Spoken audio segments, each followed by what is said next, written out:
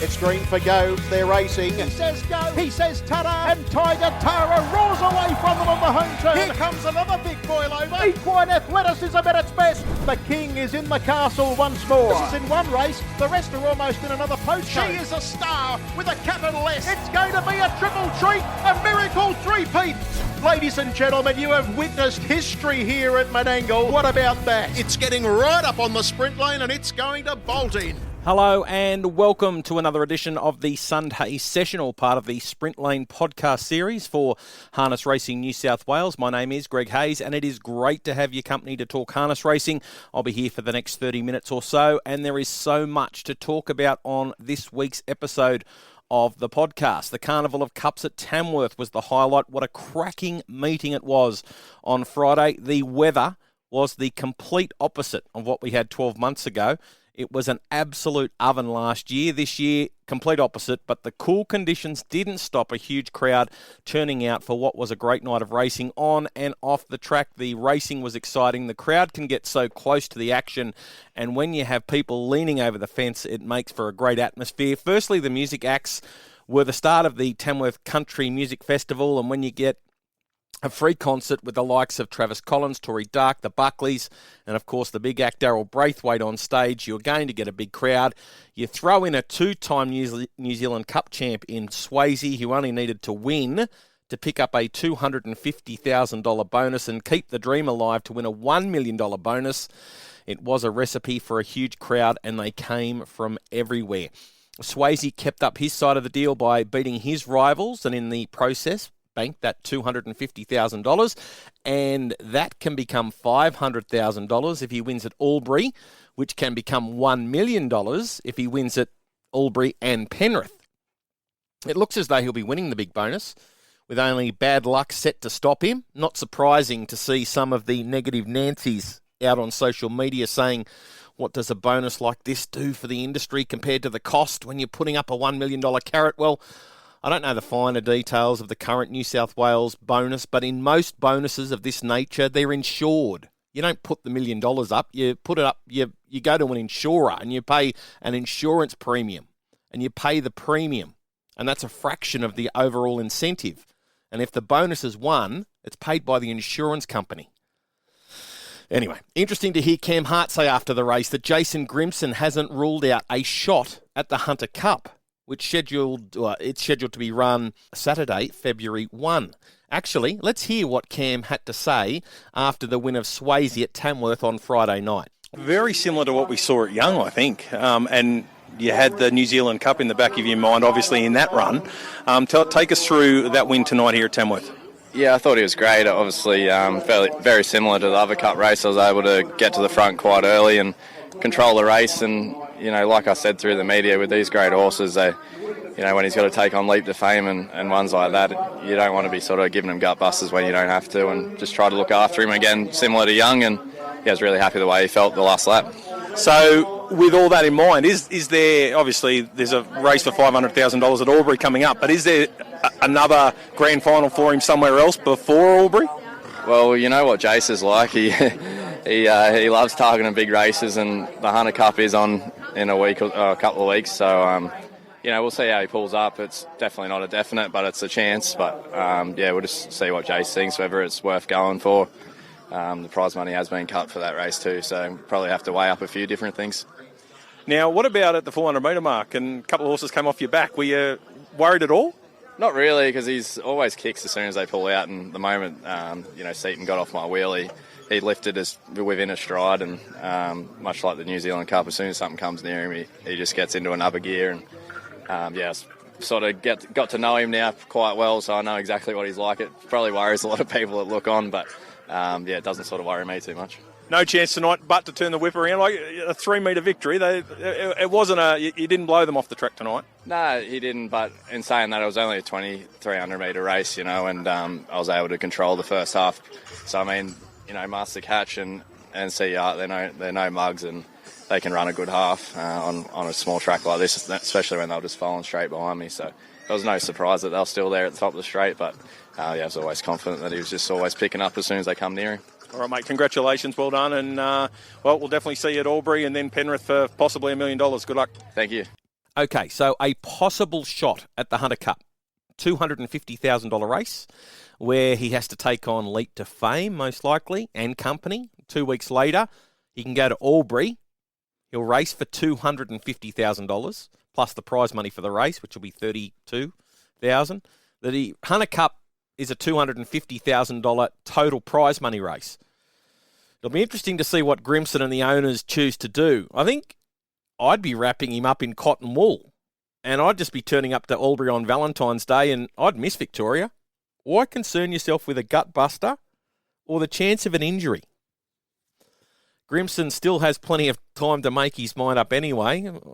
I wouldn't be going, but Jason might like the competition. While I'm talking about Tamworth, special mention to young Gemma Coney. Gemma trained her first winner on Friday night with La Dernière, proving too strong in a heat of the Golden Guitar. I did record an interview with Gemma for social media on Friday night. It'll be floating around somewhere.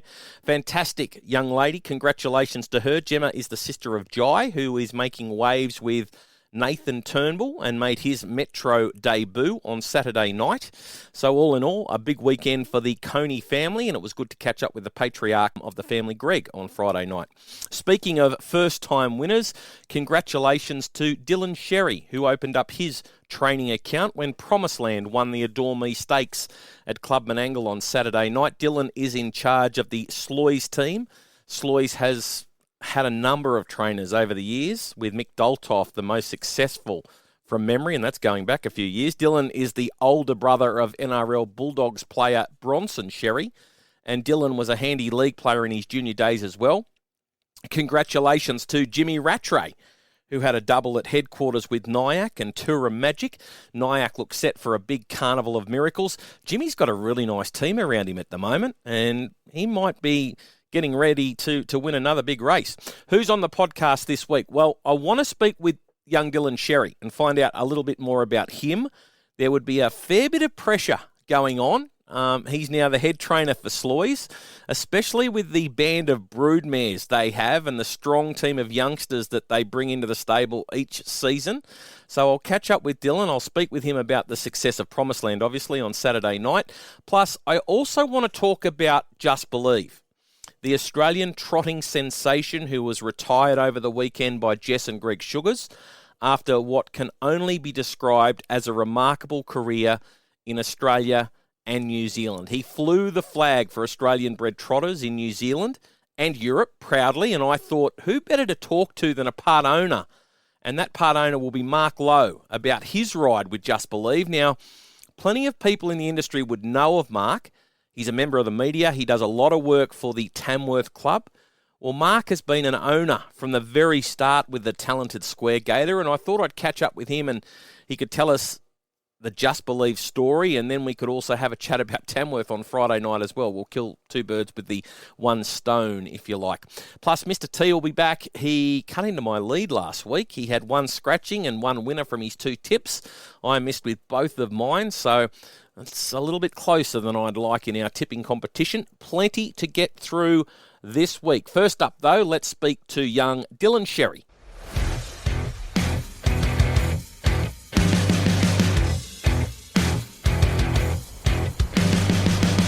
400 metres left to go. 28.8 the quarter. The record just snuck away from them a little bit, but Oliver Bubbles still giving in the van. RD's Express on the outside. My Moonlight Dream tries to get to the outside with also Pandaya. 200 metres left to go. Gauge hitting empty on Oliver Bubbles. Here comes RD's Express and very late Pandaya. 125 to go. Right out wide, Promiseland making the big strides. A blanket finish. Promiseland! Promiseland's won the Adore Me. Well, the Adore Me Stakes was taken out by Promiseland, and what a result it was for young Dylan Xerri last night. Opens up his training account. The mare deserves it, and she has been knocking on the door and finally breaks through for a deserved win, but I don't think this young bloke is ever going to forget that victory. Dylan Xerri, congratulations, mate. Well done. Thanks, Greg. Thanks for having me on, mate. No problems at all. Congratulations. Yeah, thanks, mate. It's like you said, it's a night I probably won't forget.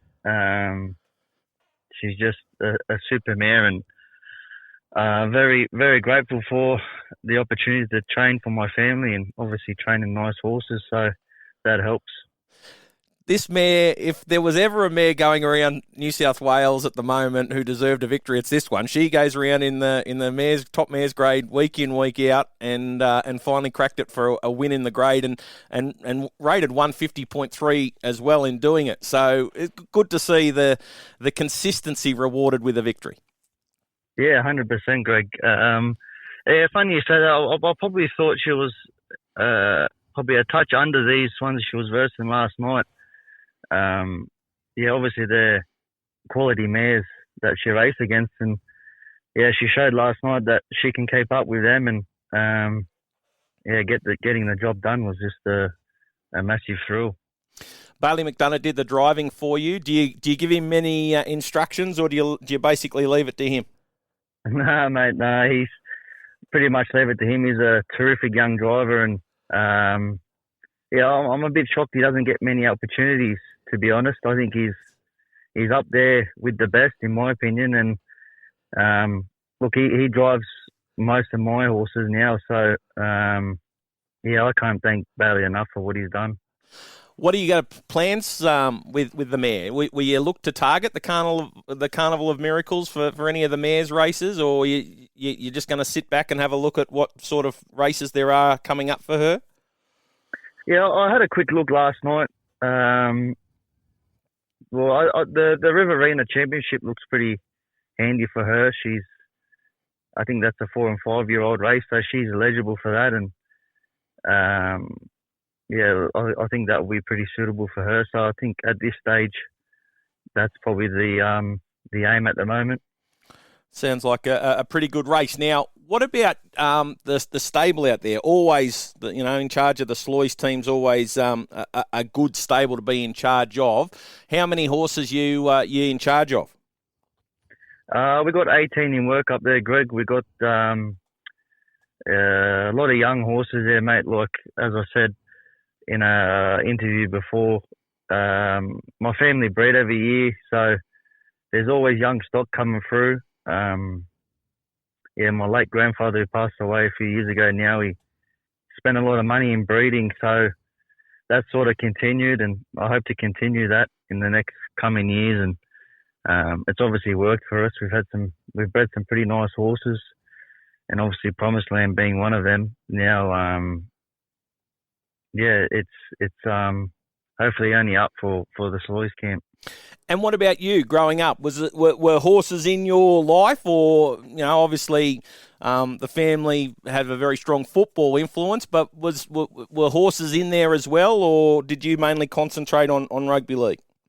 Yeah, look, the farm's obviously always been there when I was a kid, but to be honest, I was never really interested in the horses. I was more going up there to see my grandfather and sort of just ride motorbikes and yeah, never really noticed the horses, to be honest. And then yeah, just sort of started getting into it like when I was about 18, 19 and bought my first horse, and it sort of kicked off from there. And yeah, I absolutely love the game, and it's a massive passion of mine now. And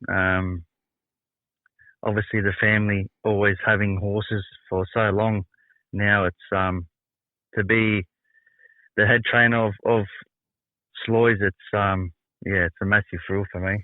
And there's been plenty of good horsemen out there that you would have learnt off, no doubt. You know, in your few years there, that you would be able to be using those skills now that you've learnt. Yeah, I have, mate. I have. Obviously, Michael Dolph had a lot of success for us. Won a lot of big feature races for 2-year-olds. I got Lachlan Booth there now working for us. He's been a massive help for me. He's worked with some good trainers himself, and we work good as a team together, and we do all the work out there, just us two. So yeah, he's been a massive help for me, and he's helped me along the way, that's for sure. Is there a lot of pressure that comes with the job because of the fact that, there's some extremely well-bred stock that goes through, so in the stable, so, the family's going to expect results. You've got the surname, but the family's going to want to see some results on the board as well. Yeah, they do, mate, they do. My old man's pretty on to me about making sure there's money coming through.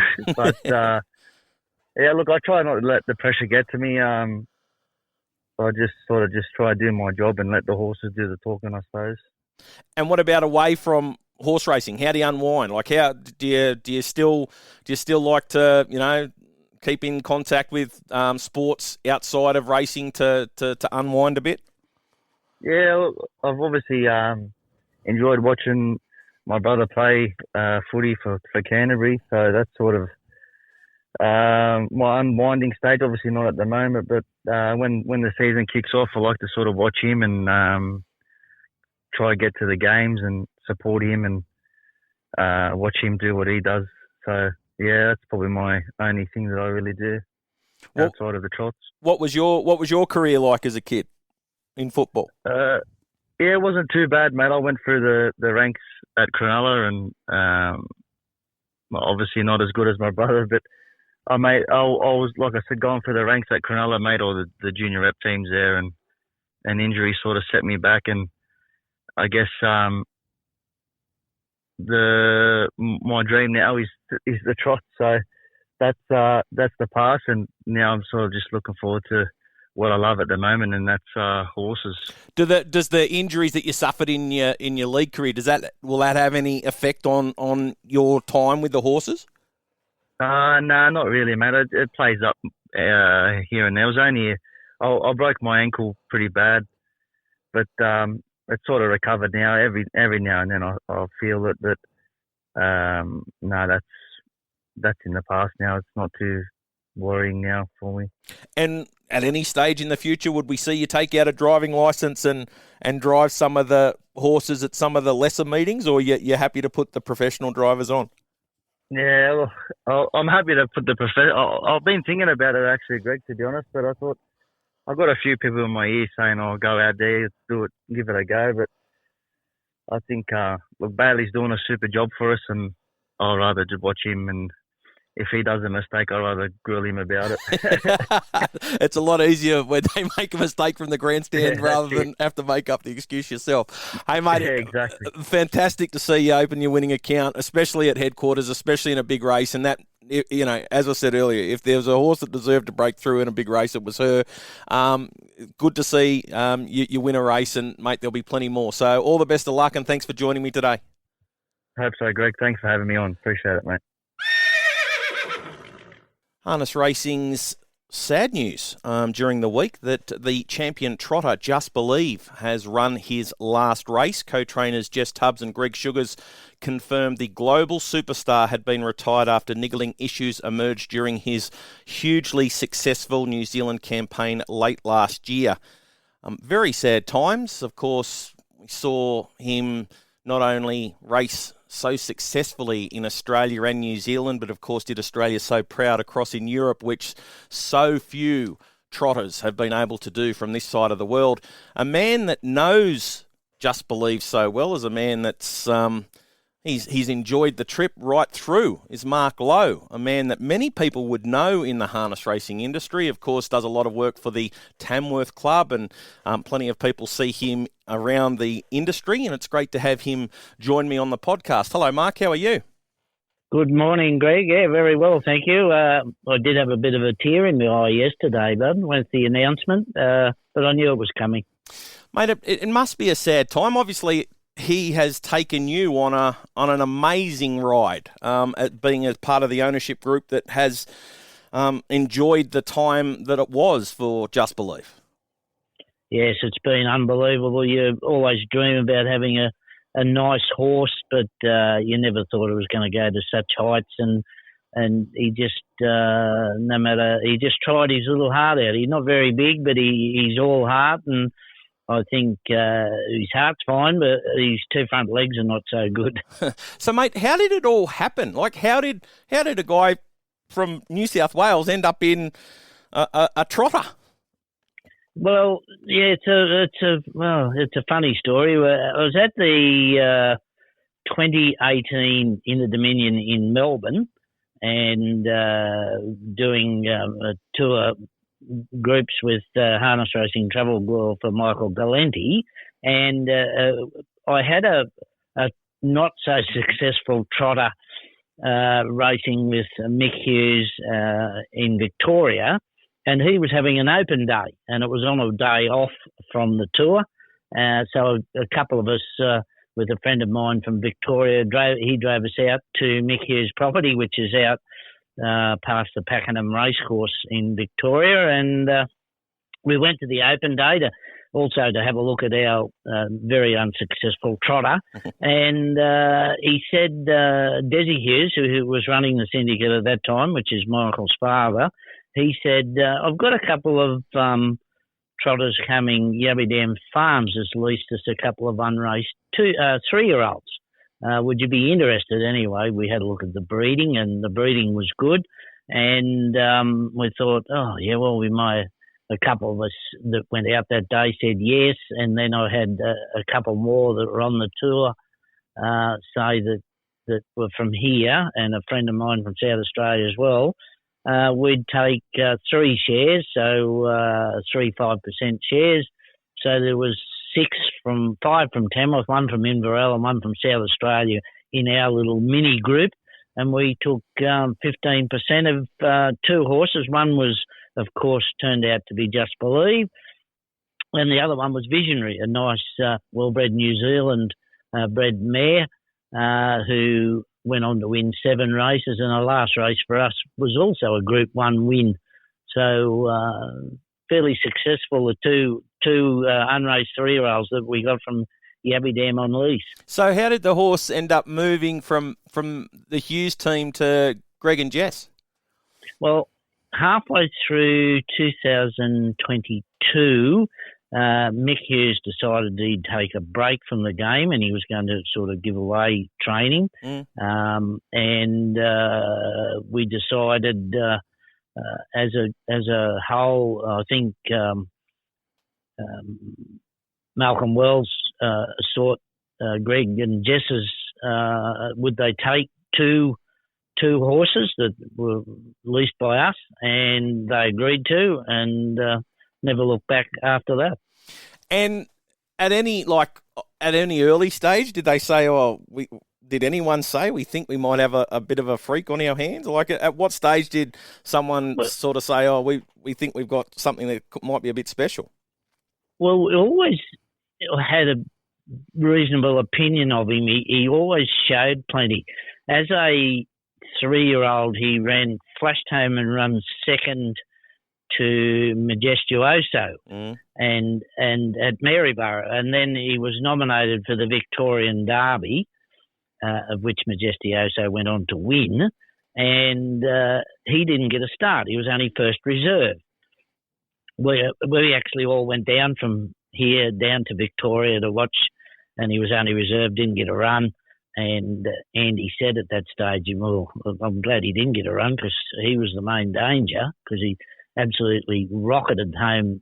It was either the week before, 2 weeks before, at Maryborough, and almost run down Majestuoso, who was flying at that stage. So I always thought he had a reasonable amount of ability, but Visionary could work with him at home, so she was sort of equal ability. I think she went on to win 7 races for us, including a Group 1. And so, there was always that thought that, he might be okay. He might win a few races, but didn't realise he'd win, 38 from 83 and nearly 2 million in stakes. You just don't dream about those things. And what about when he went overseas and raced in Europe? What was that like for the group? Fantastic.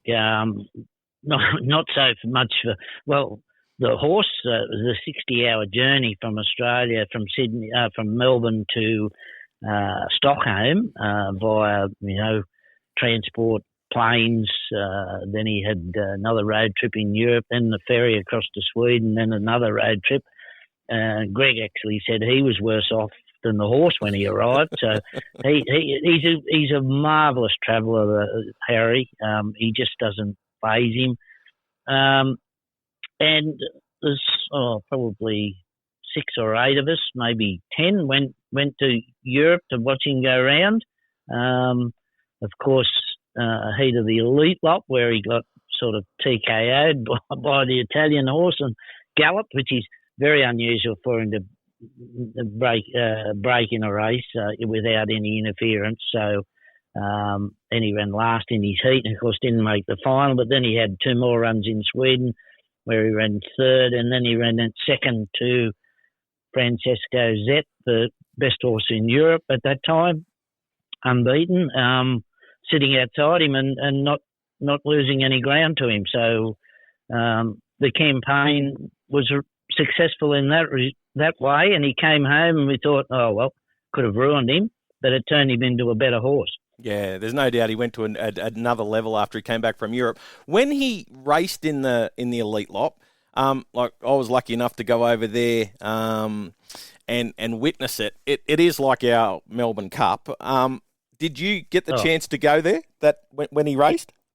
Yeah, I'd been to an Elite Lot in 2019 when I went to the World Drivers in Sweden. The Elite Lot happened to be on at the same time, so I did manage to see the Elite Lot before.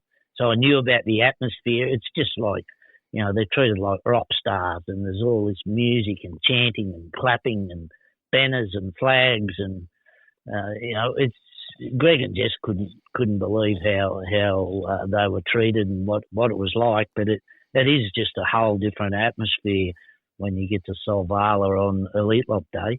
Mm. And so you did you get there when the year that he raced there, or were you somewhere else? No, yeah, I was there, and I was cursing the Italian when he got checked. I can tell you that, because you got a great view from up in the grandstand, looking straight down upon the track. And but we didn't stay on for his 2 other runs because they were over the next about a month, I suppose. He was away for a fair time, and it's not easy on well, Greg had to stay with him. He was the only person with him over there. Jess came over for the Elite Lot race, and but they've got a team at home, so they can't focus on one horse and one horse only. Yeah, and what about some of the other big races in New Zealand? Did he have a big lot of his owners there for those, or because some of those victories were away from home, were the owners not there as well?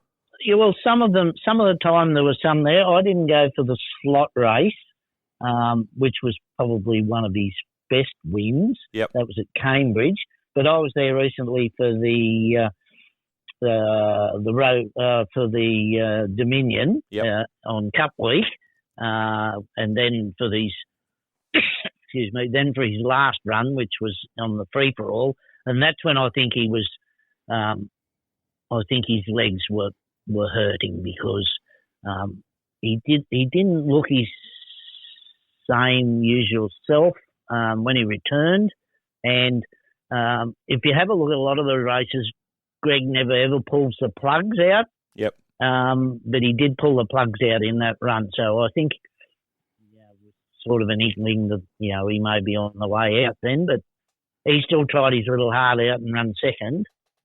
What was he like, for owners to go up and, like, would he let you pat him? Was he fine like that, or was he a horse that didn't want, to the human interaction? No, he's a nice enough, friendly sort of horse, but on race days we try not to annoy him too much. But he loves his carrots. And Greg, he says, he's his own sort of personal.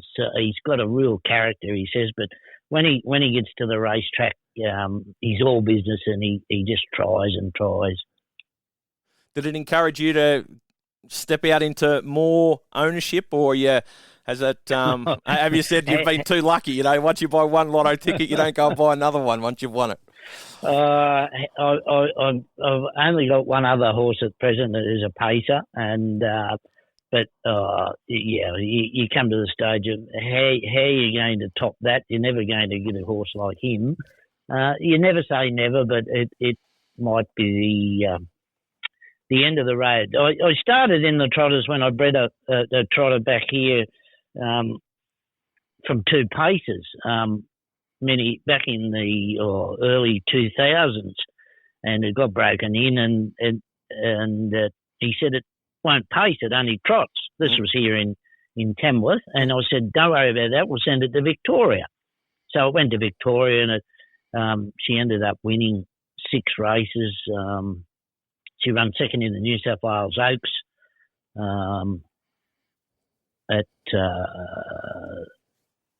that was back at Harold Park. Oh, wow, okay. And behind Jorial, when 150 to 1 Pop attacked her for a lap, and she only got beaten in the last few strides. But then she broke her leg. Then she recovered from that and had a year off and came back and still won 5 races after that, I think, or won all the races after that. Was that Divine Dancer? That was Divine Dancer, Yeah. And then she won a heat of the World Drivers' Championships in Maryborough in 2007. She was trained by Karen Manning then, and Christophe Martins, a Belgium driver, and that was during EI, so couldn't go on the track or do anything like that. And a week after that, she broke her back leg and had to be put down. So that was where my first love of the trotters came from. Okay. Yeah, by Safely Kept. Yes, but if you went back in a breeding when we did afterwards, and there were trotters and Safely Kept has thrown a few trotters, but there were trotters in the dams line as well. So, but he said, I went out the day, he said, oh, come out and have a look at her. And she won't do anything but trot. He tried to drive her sideways, up, down, hill, whatever, never got out of a trot. So, but she wouldn't go away from a stand. She was only a mobile horse. Mm. Speaking of mobiles, Tamworth on Friday night, we saw heats of the Golden Guitar. I think we've got another very exciting Golden Guitar series coming up, final coming up this week. Yes, it's going to be, the heats look to be fairly open and competitive, and they turned out that way, and it's going to be a very good, and some of the ones that drew the back row are actually going to end up on the front row according to the class, I think. So it's going to be a very super competitive race. Yeah. Interesting runner, obviously, is the Victorian Raka Jed. Don't often see too many Victorians make the long trip up to Tamworth for the Golden Guitar, but Jamie Kirk, he seems a nice young bloke. He was wrapped with his victory on Friday night in the heats, saying that was one of the highlights of his life outside the birth of his children, with Raka Jed winning a heat of the Golden Guitar, which was great to see, and it was very impressive. Cam was very dominant in his drive. He wanted to get around to the chair, and once he got there, he wasn't handing up to anyone. Yeah. Well, it's been to New South Wales a couple of times, Raka Jed, and we've had a couple of the Raka sort of names out of New Zealand come to Tamworth, a couple with the McCarthys, and I think it'll be super hard to beat because it's a big, strong gelding and did plenty of work, and the time was good. Our local winner in the first, Did She Do It, who contested last year's Golden Guitar Series when with Kerry Ann Morris. That was a new mare's track record in her run, 156.4. She's flying at the moment for Tommy Ison and has been in great form. And you throw in, of course, you've got the Jason Grimson runner who was resuming from a spell, Super American, but he's only had 5 starts for 3 wins, so maybe that's biting off a little more than you can chew. I don't know. And of course, returning to the Kerry Ann and Robbie Morris barn was Sweetheart Bart, who went forward from his second line and led for the last 2 laps, and he ran a good time as well. Yeah, I reckon it's going to be a cracking race because there are a few horses that want to get forward. So there might be some fireworks early in that one. And, of course, the big one taken out by Swayze. A little bit more exciting than we thought, especially when he got there so quickly. He was there within inside a lap. He got to the front, and I think everyone thought it was going to be a procession. But when a couple of horses came to his outside, inside the final 500 metres, it sort of became race on. And I think the crowd got into it. It was quite an exciting finish in the end. Yes, it was. I would have thought it was going to be a very dull and boring race, especially when they were in single file and Swayze was in front. And I thought if he let him loose at the bell, he runs a 5:56 last lap, they're just going to be all over. But the others, to their credit, C. Art, who's having his first start for the Morris camp, and Master Catch, the good old stager, both stuck it to him. And even the local, Rouge Bling, was only a length and a half behind coming up on the peg. So, it was quite exciting.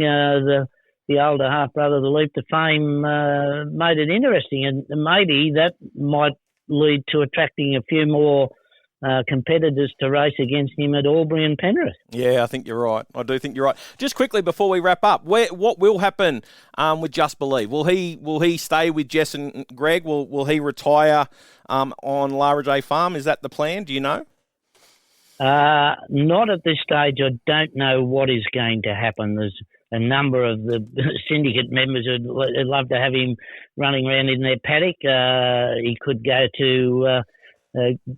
Jess and Greg would love to have him, so I don't know that decision will be made just yet. I think he's got to have a little op on his front legs, and to make sure he can retire in complete comfort. Yep. And then the decision will be made. So, but he could end up anywhere. But he just so long as he has a lovely home and a great retirement, that's all we'd ask of, and I'm sure Yabby Dams and Pat would be in agreement with that, because he's been just so wonderful to all of us. Well, mate, he's done an amazing thing for not only the Australian trotting industry, but also the Australian trotting scene, because he put the spotlight on trotting down under for the Northern Hemisphere, which was great, and you're all part of the ride. So thank you for joining me today, and good luck at Tamworth next week.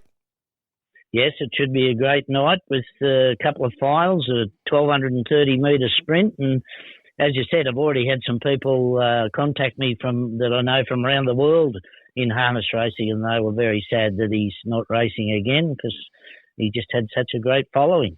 Winner, winner, chicken dinner. Winning. Hey, that's pretty good. Winner! That was legitness. To that I say, all right. Wow, winning.